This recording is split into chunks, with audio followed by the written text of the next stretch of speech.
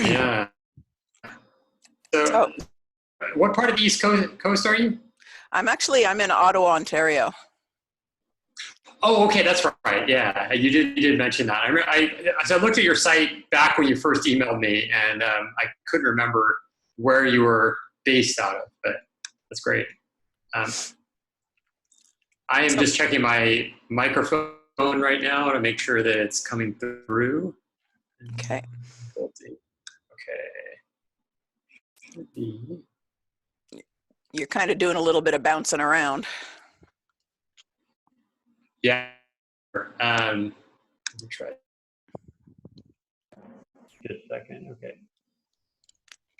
Okay. Now the mic should be working. How does that sound? Yep, that's good.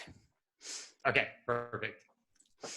So I've rearranged things myself. I learned by trial and error that I can't listen through my computer instead of my headphones when I'm talking to somebody because there's a horrible echo. Yeah, that's right. Yeah, and I just recently, a few months ago, I got a new computer, and I have the new Apple headphones, and they don't plug into my microphone because they Right. have the different plug. So Yep. now I have to use these bigger ones because I don't have anything to work with the mic. So Oh, that's terrible. anyway, Yeah. yeah, first world problems, right? Exactly. So, are you okay with the plan that I have? Kind of just um, a basic short interview with just one question at the start, and I'll go through and intro and end my podcast episode, and then we can talk a little bit more and expand a little bit on what you're doing and that kind of stuff as a second episode. Yeah, that sounds awesome. Okay. So hopefully my voice will work through all of this, but I'll Yeah, how are just you feeling, by the way? I feel not too bad. It's just I spend most of the night coughing, so I'm Oh. awake a lot. Yeah, sorry to hear that. I just got. I'm in Thailand, and I just the other night. I'm staying on the beach, and just like 2 nights ago, I had my nose. I woke up at like 3 a.m. My nose was all like running. I had like a sore throat, Oh no. and I felt just horrible in the middle of the night. And I'm like, oh, I'm getting a cold, and I'm in paradise, and I'm getting a cold. So the next day, I spent a good amount of time in the sun, and then I went out and just did some really easy things, and like I didn't stress myself at all. And by the end of the day, I felt amazing. So Oh, that's good.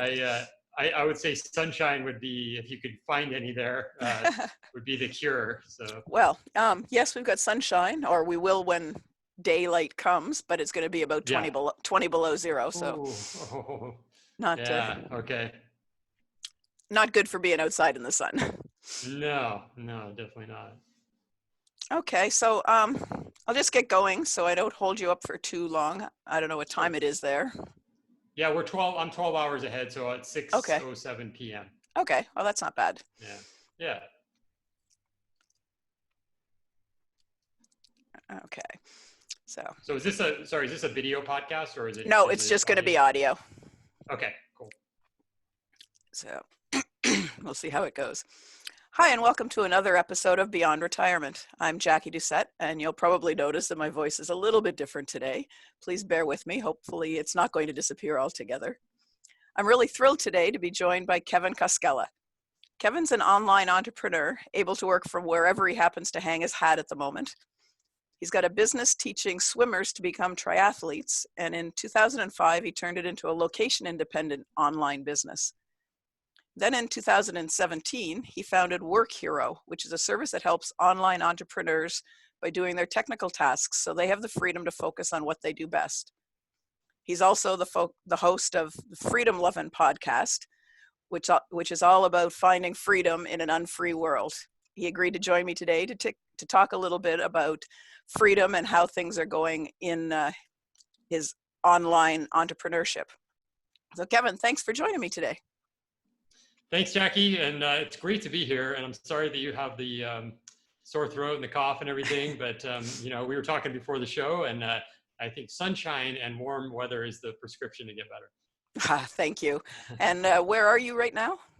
I'm in Thailand, Okay. and I was in Bangkok for a couple weeks and was at a conference, and then I went up to the north part of Thailand in Chiang Mai, and sort of settled there for the time being. But I'm just right now I'm in the island of Koh Phangan. It's the best island in Thailand, and it's like paradise here.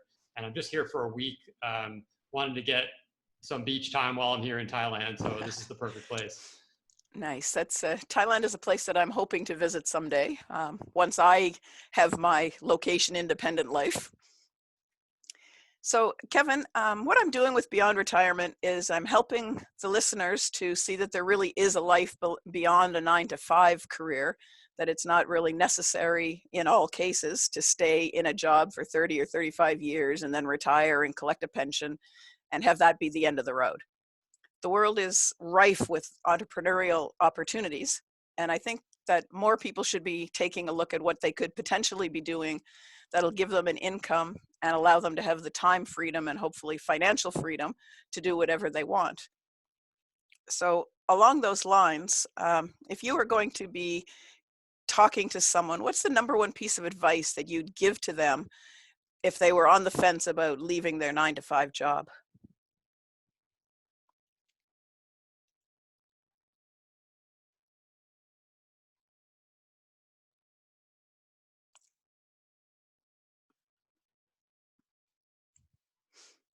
Are you still there? Uh-oh. We seem to be frozen.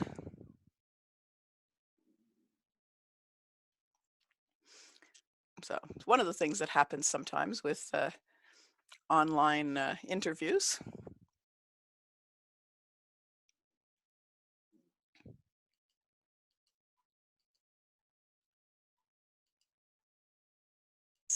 So I'm not sure where you were when you froze up and had to jump off. I think I was answering your last. I think I was either Just about to. ending my answer or right in the middle. Okay, so I didn't hear any of your answer.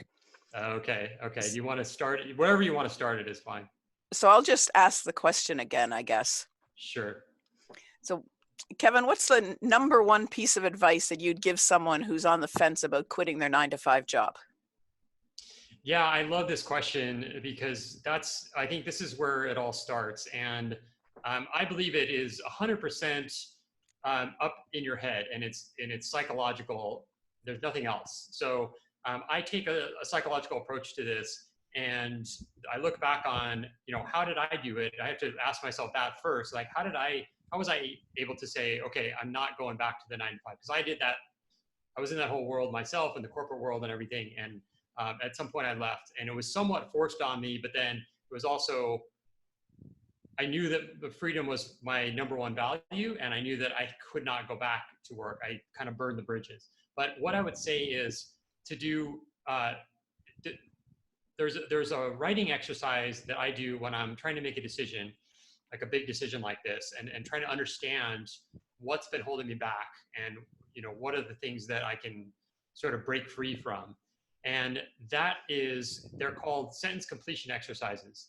And so what you do is you take a concept like this, like, okay, what do I need to do? Why am I not, what are the fears here that are stopping me from going into this world of the unknown? And so you start with, the first one would be, I would say do 2 or 3 of these.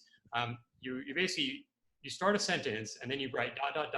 and then you fill out 6 to 10 answers to that sentence. So you complete the sentence. So for example, you would say, some of my fears around leaving my 9 to 5 job are ... And then you just write as fast as you can with a pen and paper 8 different endings to that sentence. And you don't think about it. You don't try to examine and think like, well, maybe it's this, maybe it's that. You just write anything. It could be ridiculous, but you just write it. And then you can sort of look at those answers. And out of those, usually there's like 1 or maybe 2 that sort of makes sense. Like, oh, I didn't even know that was a fear that I had. But that isn't necessarily 100% of, like, okay, now the problem's solved. But being aware you're going a long way to getting the answer by just that awareness. And then, make up another one, like, okay, so you want to leave your job, but you're sort of stuck. You feel stuck, right? So what are the things that are keeping me in my job? Like, why do I keep staying in this job? So the benefits of staying in my 9 to 5 job are dot, dot, dot. So then you write down all the reasons that your job is great. And then you have this list of the fears that are sort of preventing you, and then the reasons why, the actual reasons why you may be staying in this job. And then you can have clarity around the whole situation and then be able to make a decision without having those fears block you and get in the way of what you really want to do.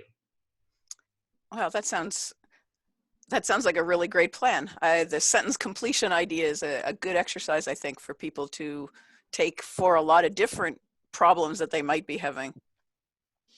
Yeah, absolutely. And I'd say, like those are just two examples. I mean, you can make up your own. There's a guy named Nathaniel Brandon that's a psychologist that's written books on self-esteem mostly and relationships. And he talks about this method of kind of breaking through and breaking free. So this is why I really love it, because it's helped me in so many different areas of life. So once they do that, once they write down some questions and figure out what they're really aware of, somebody might understand this, but why would that be an important thing to be aware of? Why is that important to sorting out your problem, do you think?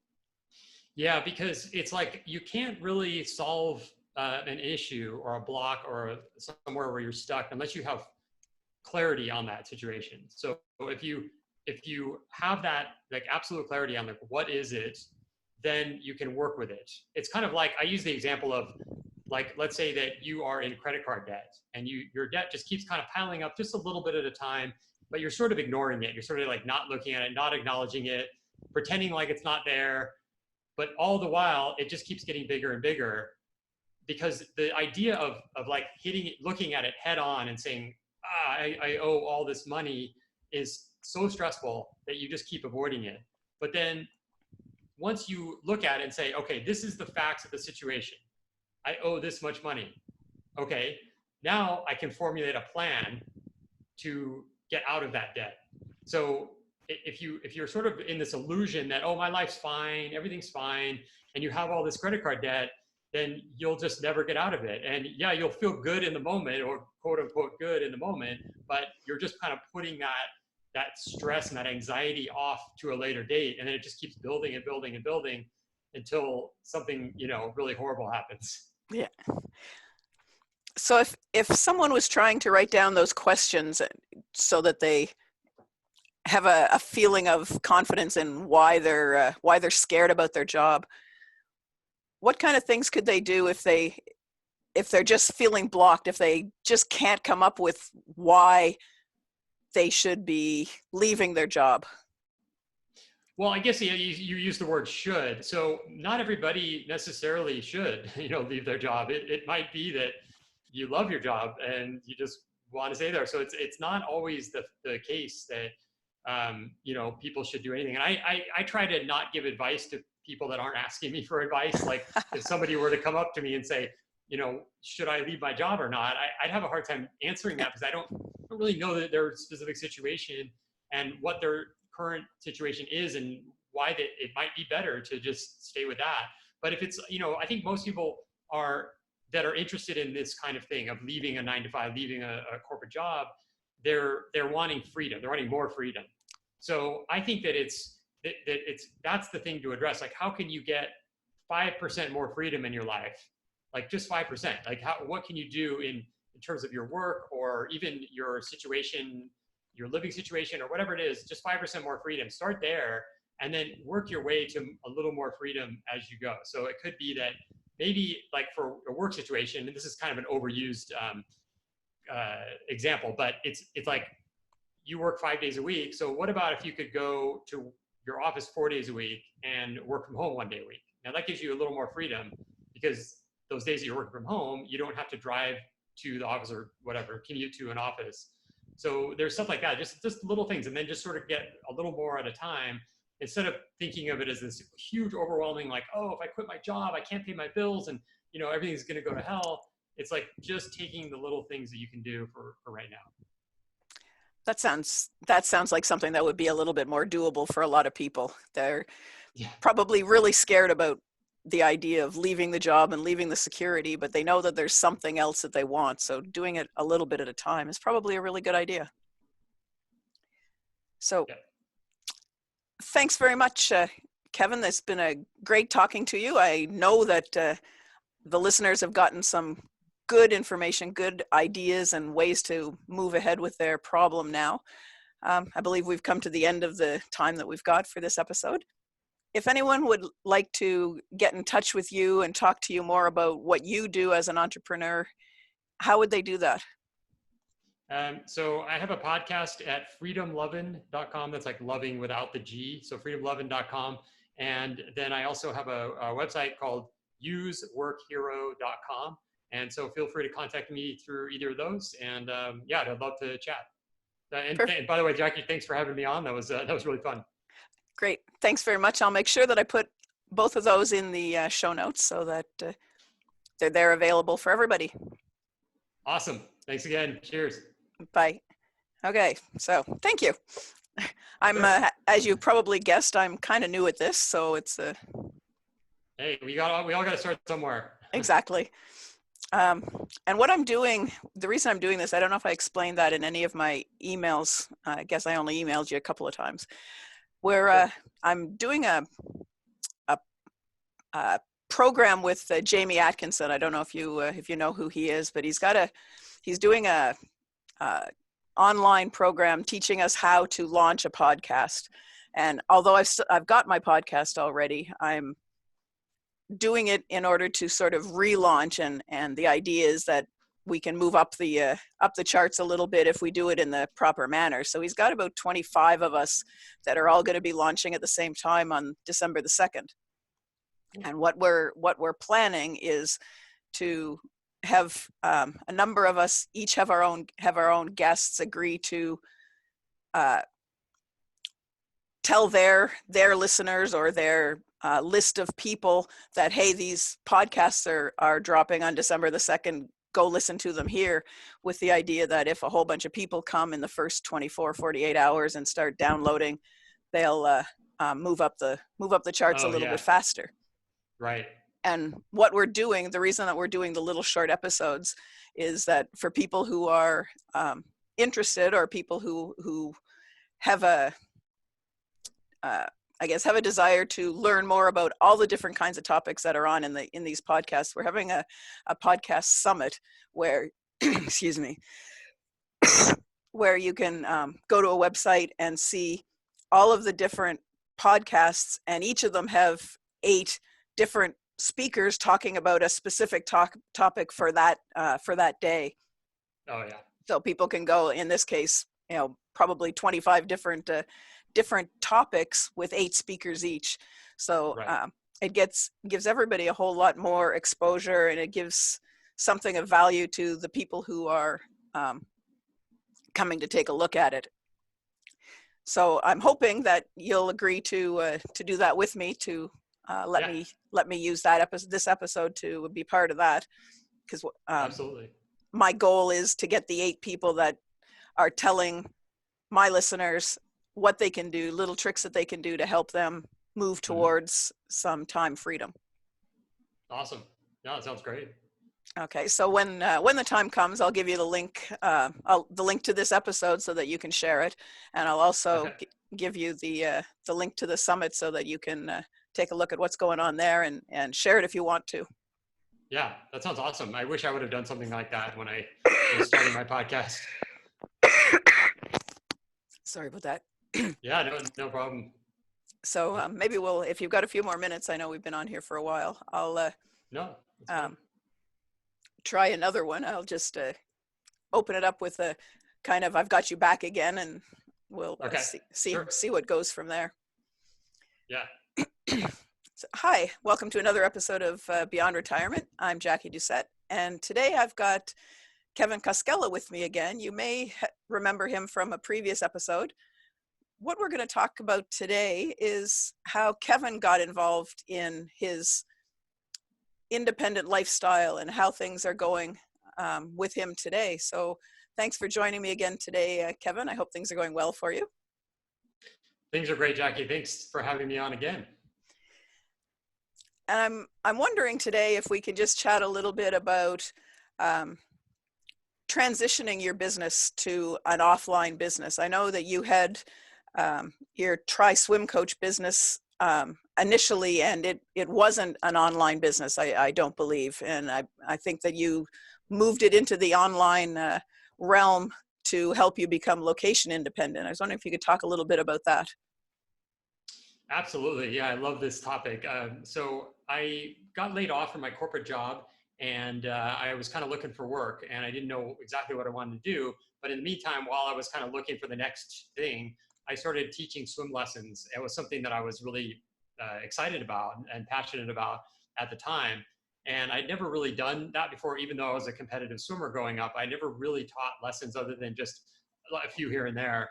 But I started doing it at a local YMCA, and I was mostly just teaching adults and decided that because it seemed like there was a huge demand for adults learning swimming, I decided to start kind of going off and doing it on my own and also teaching at the Y.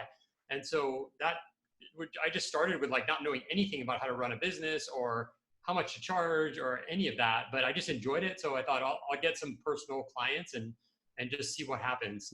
And through that, I started attracting a certain type of person that was coming to me over and over and over, and that was triathletes. So people that do the swim, bike, run events, and they wanted to get better at swimming or just learn swimming even. And so I got to teach a wide range of different levels, which was awesome. And so that kind of led me to, okay, well, this is nice. I can make a little bit of money, not a lot, but I can make a little bit of money on this swim lesson business, but I can't really reach a big audience. It was just my local area at the time. And that's not like I didn't see my future as just building up this swim lesson business because I would always be stuck there and I'm trading my time for money, which I didn't want to do.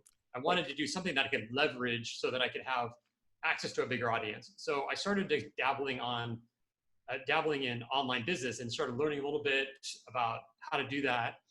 And my topic, I felt was it's a natural fit. It was a niche topic. It was swimming for triathletes. And so I just put up a site called tryswimcoach.com. And when I say put up, I had no idea how to program. I had no idea how to do design, web design, any of that. So I hired somebody overseas and I paid them like $100 and I got this really not so good looking site up, but it was there and I could send people to it. So it was probably within a month or two of putting that site up that I was like, I got to do something with this.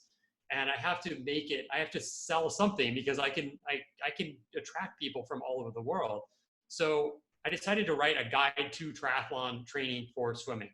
And I just created a Word file and then turned that into a PDF and put it on my site. And I just said 12-week swim training plan for triathlon. And I put a PayPal button up.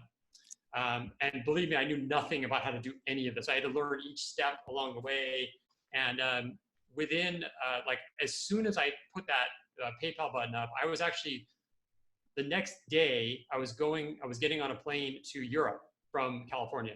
So I was flying to Europe and I just set up my website with the PayPal button, with the product and everything. I arrive in Europe. It was like a day before I could check my email and check my email. I had 2 orders that came in while I was traveling in that day, and they didn't work. So Oh no. there was a problem. So one of the people that tried to buy my guide didn't get it, and he sent me several emails, just furious, like, I paid $20 for this and I didn't get it. And so anyway, that was my start to the online world, and it was a bit unraveling for me, but it was also a great learning experience. And it didn't, just the fact that somebody paid money for something that I created was enough for me to have a ton of momentum at that time. So I just fixed all the problems and went from there. And then it started as this guide. And then eventually I made that guide, I turned that into a DVD and started selling the DVD online, shipping it out to people. And then from there, when DVD started to become less popular, I created a membership site. So took all the information that I already had and turned it into a membership site. And then so people pay to join the membership and then they get, all the same materials plus a lot more. So that's kind of how the transition went, and it sort of evolved from there. And it's completely different business and website than it was early on now. Wow, that's quite a journey. It'd be a bit of a shock, I think, to get off the plane and discover that there's people sending you basically hate mail about your site. Yeah, and it's funny because that's one of those things you'll hear people will talk about. Um, the paralysis analysis thing, where you analyze something too much and they just never do it. And that's something that I kind of did the opposite of that. So I think I sometimes jump the gun a little bit too soon, where I have an idea and I'm like, okay, I'm going to create this guide, and it's not that great of a guide, but I know there's an audience out there, so I just put it up, and then I miss the little details about, like, well, when they pay the money, then it should download over here, and something goes wrong, and it's like, then I deal with the consequences later. So I still have that. I still do that. I still like just act, and then I make mistakes, and then I have to go back and fix them. But it's kind of all up to your personality. For me, it's like the momentum is the most important thing. If I don't have momentum, then it's just everything's going to die in the water. Right. So do you think that there are probably a lot of businesses like that could be transitioned to online from offline relatively easily? Yeah, I would say no, because it's so hard. I mean, like, that's the thing, is like, I think there's a lot of hype out there with people teaching how to do this, and then how to build an online course. And there's a lot of hype where it's like, oh, it's so easy, it's so easy, it's so easy. That's what everybody says. That's to get you to buy, because most people will buy the dream and they're not going to do anything. So that's what these marketers, they know that that's what they're selling. They're not selling some easy program. They're selling the dream that it's an easy thing. So I'd say no, it's not easy. And but I think there are a lot of businesses. Having said that it is difficult, there are a lot of businesses that can go through that transition. And even so, I'm in the world of health coaches. Like I'm becoming certified as a health coach, and with Work Hero, my WordPress help site, we work with a lot of health coaches. So that's an area where I talk to these health coaches all the time, and a lot of them have these businesses where they're taking on clients, and that's how they make money. They sign up a client and they work with that client one-on-one, or they do like group coaching online, which is a little bit better in terms of leveraging your time. But a lot of them don't have this online component, and the fear is that, well, who am I? There's like hundreds of thousands of health coaches in North America. How can I distinguish myself? And that's where I think the block happens, where you can distinguish yourself based on just you as an individual person, your personality, the way you deliver it. Like, yeah, there may be thousands of people teaching like how to eat paleo or something, or how to succeed in paleo, but you have your own unique take on it. You have your own style. You have like so many things going for you that other people don't have. So there's always room for more voices out there. And like you, Jackie, are starting a podcast, and you're going to have a lot of unique things to add to the discussion around these topics. And it doesn't matter that there's 300 other podcasts that are saying similar things. It really doesn't matter, because you have a unique voice. So that's the way I would look at it, is it not to let it stop you. If there's competition, that's great. Don't let that stop you, because you're still going to be the only you, right? So you can't, like, no one can duplicate you. Right. That's I think that's something that a lot of people struggle with, the idea that they have something of value to add to the big pile that's out there. Because while you say we all have our own unique voice and no one can present things quite the way we do, I think looking at it from myself, or from my point of view, and also probably from a lot of the listeners' points of view, what we have to offer isn't as valuable as someone else who's been doing it for a while, or someone who has certifications for something, whereas we're just starting out. And there's kind of a hesitance there to jump into the fray when you don't have anything to show that you know what you're talking about. Yeah, no, that's a really good point that you're bringing up, and that's the Tim Ferriss, the 4-Hour Workweek guy. He calls it the cult of the expert. So it's like this idea that there are experts out there, and he says expert is only if you know like 5% more than your audience. That's all you need. And then you just declare yourself, if you need to do that, you declare yourself an expert. And I learned that early on when I was starting out with Try Swim Coach, because I felt that same thing. Like, who am I? Like, I've never, first of all, I didn't swim in the Olympics. I didn't even swim in like a national meet where I was anyone. I was at a Division II university, and I did pretty well there, but nobody knew who I was, and I definitely didn't coach anybody of significance. It wasn't like I could say, oh, well, I coached this person that did an Ironman. I didn't even have that. So for me, it was creating that expertise, having people look at me as an expert. So I just kind of went with the idea that, well, yeah, I'm an expert because I know more than people that are doing these things that are wanting to learn more. And that's it. There was nothing else. And then as time went on, after I sold a few of my guides, I started feeling like, okay, now I could say I'm an author. So I could say, oh, I'm an author. And, then there's ways to become a best-selling author on Amazon that aren't too difficult. So then I was like a best-selling author. So then it's like, you start adding these things, and then you have credentials, even though you started with nothing. Wow. I wouldn't have thought of that, actually. I've sold a couple of guides, so now I'm an author. That's a good idea. Yeah, right. Okay. So, one last thing that I'm not sure, everyone is kind of aware of. How do you keep on top of things while you're traveling all around and you're trying to do your business from wherever you are? How do you keep on top of the way things are changing in the world and the way that trends are going in business circles?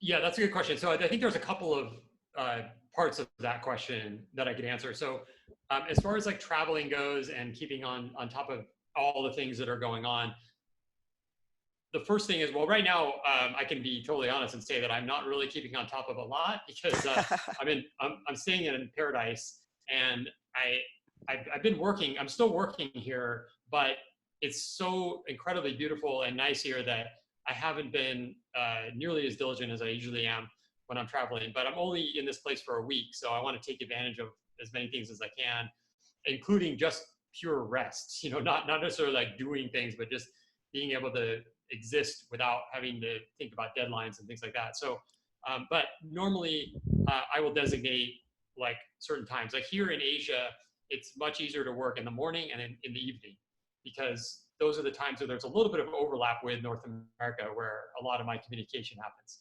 So then I can say, okay, I'm going to work 3 hours in the morning and I'm going to work 3 hours in the evening, and that's it. And then the rest of the day I can do my workouts and whatever else I need to do.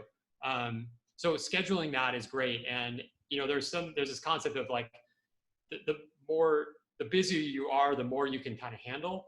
And so I like that, because if I'm sort of just leaving everything wide open, then I have a tendency just to not get nearly as much done. If I say, oh, I have 10 hours to do all these things, it's much harder than if I say, oh, I have 3 hours to do these things. I'm just going to get them done like in those 3 hours, much more likely. So, and yeah, as far as keeping up on things, I have partners. So with both of my businesses, with Try Swim Coach and with Work Hero, I have partnerships with people that really help with that. So they're different partners, with each business, but between the two of us in each one, we're able to, share information with each other and make sure we're on top of things. And especially with Work Hero, I leave that up to my partner, who is, he's much more active in terms of like seeking out this information than I am. I sort of subscribe to some things and I let it come to me, but he's out there being proactive. And so that's really helpful, because then he'll come up with ideas and go, hey, I was reading this on this forum and check this out. And so then we can stay current and up to speed, because we're doing basically WordPress maintenance, which involves a lot of keeping on top of a lot of things. So we have to do that. There's no choice in the matter. So that's something that brought up another question for me. Sorry. It's you say in both of your businesses you've got a partner. Is that something that you'd recommend to people, depending, of course, on what kind of business that they're doing? Do you think it's important to have someone else that you can bounce ideas off, or someone else who's maybe a personality type that's a little different than yours, to help things move along? Yeah, that's a great question. And I would say my first thought is no, that I would not seek out a partner, especially in these type of businesses where you're trying to transition from, um, you know, having clients to having like customers that are paying you.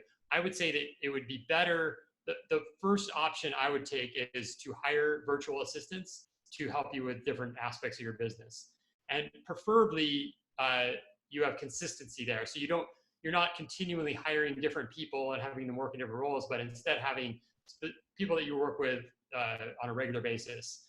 If you can do it that way, I think it's much better than having partnerships, because partnerships generally don't work out. It's like there's a very high chance that if you form a partnership with somebody, that it's just not going to work, and there's all kinds of reasons for that. And it's tricky. It's really tricky. And I can talk a little bit about how I ended up with partners in both businesses. One, with TriSwim Coach, I was running it 100% solo with help from virtual assistants. But all the little side projects I needed done, like I needed, graphics, I needed video editing, I needed all these things, and I would always be scrambling to find, okay, here's a guy that can do some video, and here's a guy that can do some graphics, here's somebody that can handle this. And I was always like scrambling for all these things. And then I met somebody that had a lot of this experience, marketing experience, plus he was a triathlete, which is right in line with what we're doing. And we met actually at a video shoot, and seemed like a great guy. And so we just started talking, and then he ended up doing a video for me. And then from that video, I saw the value that he provided, and I asked him if he wanted to partner on the whole project. So that is sort of like, it sort of fell into my lap. It wasn't something I was seeking out, and it took a lot of steps to get there where we actually decided to partner on the business. So that's why I say I would be really careful about partnerships. If it's something that really looks amazing and is going to work, yes. But if it's just like you're just kind of feeling or you're feeling that you're lacking confidence and you want a partner to supply you with more confidence, I would say don't do that. Just build the skills that you need to build, and out of that skill building, you will get confidence, and you will start getting better and better at these things. So, and just really quickly on my partner with Work Hero, it was kind of somewhat similar. I was going to start this business, and I had this guy that was working for me as an administrative assistant, a young guy that was in college in Brazil. And he was a listener of my Freedom Loving podcast. That's how I met him, was through the podcast. Met him virtually, not in person.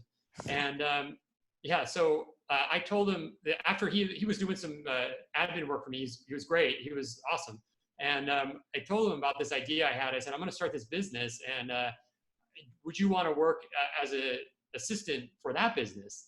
And he wrote me back and said, I want to work with you on this, but I want to be your partner. And I was like, wow, I never even thought of that. I really haven't thought of that. I thought, because my first instinct was, or my first, not instinct, but my first thought was, he's too young. There's no way this is going to work. That's crazy. Like, I can't have somebody that's that young working with me as a partnership. But then we talked, and the more I got thinking about it, I thought, this is actually sounding really good. So we ended up partnering on this, and so it's been great. I mean, it's been a really great situation for so many reasons.